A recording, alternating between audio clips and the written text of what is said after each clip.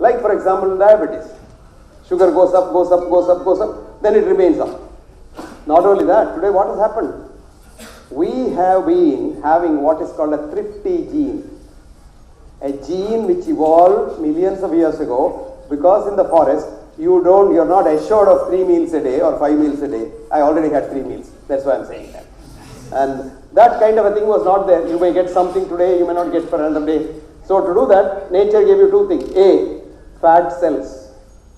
It's like a bank locker. So you eat something extra on the day you get it, and something remains in the fat cells. On the bad days, it will come out. Today what happens, you get meals whether you like it or not, and you eat when you are not even hungry, and these fat cells get fed. And you don't need them at all. So you become very prosperous. Now we connect that with the disease. No, it's not the disease, it's the mind. That's all. So if you know that with the thrifty gene, you can't put yourself in a food plenty atmosphere. So the simple truth is, eat when you are hungry. Don't eat when you are not hungry. There's a Irish couplet which says, I eat when I am hungry, I drink when I am thirsty. If heavens don't fall down, I'll certainly live till I die. You get that? Which we don't follow. And we have to follow that. Now we come back and see, what is this mind we talk about a lot? Swamiji gave me a book, Mind Body Medicine. That is what we used to think. That is all changed now. There is nothing called mind and body, 2 things. Mind is body, body is mind. You are your mind. Human mind is the human body as an illusion. Human body is an illusion. I close my eyes, you don't exist. I open my eyes, your vibrations, that's what's called in quantum physics, the wave collapse. It collapses into matter and you become matter, because I can see you, a few photons leave you and hit my eyes, and the photons leave, you are there. I close my eyes, our ministry is not there. Did you get that point? So, but the mind is always there. Your mind. Now I like the minister so much that minister is in Timbuktu and I am here, we can communicate. You will be surprised. Manovega. Einstein was wrong. So sound is nothing. Light is nothing.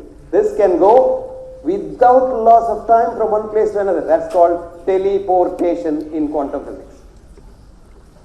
Fascinating thing. We used to call it, our ancestors used to call it as telepathy. Supposing you want to talk to, let us say, your daughter in California, somewhere. And intensely you want to talk to her, sincerely, not for cheating or something good. Either your daughter calls you or you call her, or you get a message or an email or something like that within the next 10 minutes. And this is absolutely certain. That is teleportation. Supposing I pull out a gun, like the dum dum dum sound now. Now I am standing here, you think BM is a very nice man. You don't know I am rascal inside. I pull a gun and say, oh, I'll shoot all of you. The second that I show you the gun, all your underwears are wet. Our conventional science used to say, the eye sees the gun, then it goes into the posterior association area, from there to the autonomic, the endocrine system, and down to the bladder, and the urine comes. It takes time, no? No. There is a mind in the urine bladder also. And there is a mind in every cell of the human body. How many cells are there? 53 trillion. How much? 53 trillion. Good. How did you exactly 53? About 50 to 100 trillion. Remember your one cell? That one cell became 100 trillion cells over the years. And mind you, it's a fascinating machine. I have not been able to understand a wee bit of that machine. I am amazed at the machine. How many things happen? My God. Millions of biochemical reactions occur every second. And so many complicated things happen. Who has done that? Which doctor did it? Now, do you think if something goes wrong, you require an MD, FRC, PFRC, SA, A, B, C, D, E, G to do that? No. Nature has provided a beautiful doctor inside. In every cell of yours, there's a doctor sitting there. He's a healer within. And that healer, we of course call in our Western language, in Latin, the immune system. So most of the time, if not all the time, your abnormalities are corrected by your own doctor. But Everybody fails. Except God, everyone fails. Everybody is fallible. Doctors are fallible. This doctor is also fallible. Sometimes he doesn't succeed. And then the body gives out a symptom.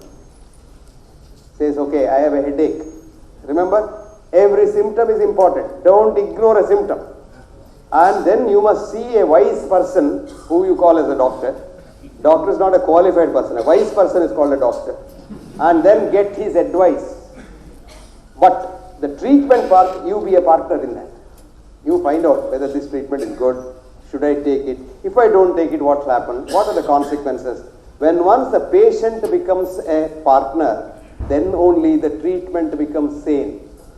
Otherwise, you dictate. In the olden days, doctor, you're God, do what you like. Whatever you say, I'll take. That's a good thing for us because that faith cures it. Not the medicine. Medicine doesn't cure nobody, but the faith cures. But today, people have become internet savvy. They will ask the doctor, see, in the internet I saw it's like this. Don't believe in the internet. Don't read health books. Mark Twain wrote long back, quote, do not read health books. You may die of a misprint, unquote. Half knowledge is very dangerous. Either you must know everything or don't know nothing. And here is one area I tell you, the old saying of my grandmother, ignorance is bliss. I don't want to know about disease at all. The minute you read about a disease, now a lot of medical students when they come and start reading a medical book in the beginning, muscle twitching, early sign of motor neuron disease. That's a sentence like that. So they start. Sir, motor neuron disease. What he has missed there is, a normal muscle twitching is normal, but a muscle which is completely wasted, if it twitches, it is motor neuron disease. That part he has left, the wasting, but sometimes he sees the wasting. If you imagine wasting, there is a wasting. And then he comes with motor, because motor neuron disease has no treatment, so he says, okay, the end has come. He is so young, he doesn't want to die. People don't want to die, I just console them. Dying, everybody should die. It's only cue. The only person who is born is died. I was even suggesting doctors instead of saying he's a pre-diabetic, he's a pre-hypertensive, he's a pre-cancer. Why all that trouble? You call everybody pre-death syndrome, pre-death. Everyone born has got death, So you are a pre-death syndrome and have a medicine for that. That probably is the biggest selling medicine. Bigger than even statin, because it can be put into the water pipe for everybody to drink. So pre-death syndrome. All that is not necessary. Simply, when the symptom comes, find out what the symptom is like. A lot of people ignore their symptoms or self-treat them. Very dangerous. Or somebody asks his friend, he says, oh, my mother also had this and she took this tablet and I've got a few of it. I'll give it to you. Don't do that. Because what the mother had and what you have may be totally different. Poles apart. Never ever take advice from people who don't. There are a lot of people giving free advice in India. We are so much interested in giving advice to others, not doing good to others, but giving advice to others, which many times does more harm than good. And this kind of a medicine is practiced in India for centuries. So don't trust that part. There are a lot of wise people here who will tell you what to do and what not to do. Again, take it with a pinch of salt. But you have a good doctor. And who is the best doctor? Your family doctor. Why? He knows you and he knows all about you. You go to a specialist like epileptologist. That person does not know about the other side of the brain. See, here was this brain specialist in Harvard. Her name is Jill Bolte Taylor. Write down her name and go to the Google and look at her YouTube. Jill Bolte Taylor was a neurobiologist in Harvard and a single person. She used to live alone and she was so hardworking, she was an obsessive. She was a workaholic. She'll get up at 7 o'clock, first thing is a shower and then go to the work laboratory in Harvard and come back only in the evening. One day she gets up, goes to the shower, opens the shower, and as the water started falling, her hand became paralyzed. Hand fell down. So she thought, oh, something is happening to me. She was just 42. Something is happening to me, so I better inform my people. So by the time she wanted to pick up the phone, her leg also became paralyzed. So she fell down into the water. But the phone got off the hook and was hanging there. In America, if you take the phone off the hook, it will ring in 911. So the ambulance came, she was picked up, she was deeply unconscious. She was taken to the hospital and she was operated for about Anna, ഞാനൊന്ന് lecture ഇടൂല്ലേ phone open. So she was taken off. She had about 12 hours surgery. It took her 8 years to recover completely. Now what had happened on the day, she had a massive bleed into her left brain. Huge bleed into her left brain, which compressed the brain and she became unconscious. But now she understands. When the bleeding was happening and she was becoming unconscious, she was so happy, so happy. She was one with the whole universe.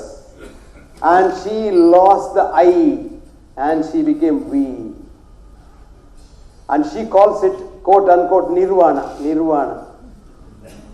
And she then hypothesized how the right brain breathing in pranayama makes you tranquil. You want to love the whole world. You want to communicate with all your relatives. You communicate with them. And when this doctor started operating on her, she felt miserable. That was the time, the worst part of her life.